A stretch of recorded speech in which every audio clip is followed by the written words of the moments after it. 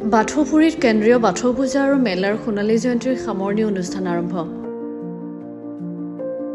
বাক্সা জিলাৰ বাথৌপুৰীত আজিৰে পৰা আৰম্ভ হৈছে কেন্দ্ৰীয় বাথৌ পূজা আৰু মেলাৰ সোণালী জয়ন্তীৰ সামৰণি অনুষ্ঠান।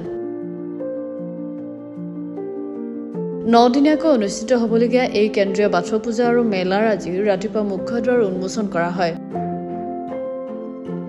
দুৱাৰ উন্মোচনৰ পিছতে তৰ্পণ অনুষ্ঠিত হয়।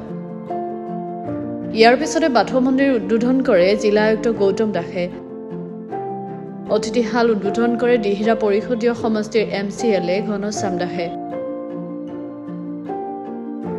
আজিৰ পৰা অনুষ্ঠিত হোৱা কেন্দ্ৰীয় বাথৌ পূজা আৰু মেলাৰ বাবে সকলোৰে সহায় সহযোগিতা বিচাৰিছে উদযাপন সমিতিয়ে।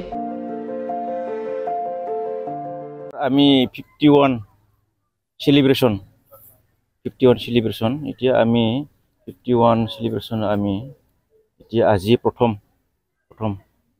দিন আৰু 9 দিনীয়া কাৰ্যসূচী হাতত লৈছে। আজি প্ৰথম কি কাৰ্যসূচী কৰিলে আজি হল প্ৰথমতে আমি এই মেইন গেট ওপেনিং কৰিলো আৰু সেকেন্ডত আমি এই আমাৰ এই কমিটিৰ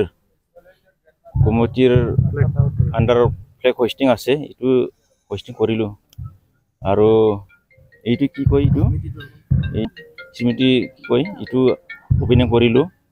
এতিয়া আৰু আছে আমাৰ এই মেইন বাথৌ মন্দিৰ, এইটো আৰম্ভ কৰিব।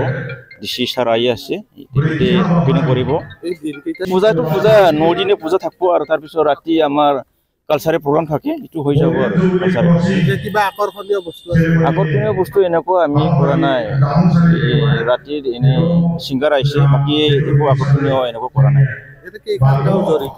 আমাৰ ইয়াতে কমিটিৰ 12খন জড়িত হৈ আছে, বৰ্তমান 12খন আছে।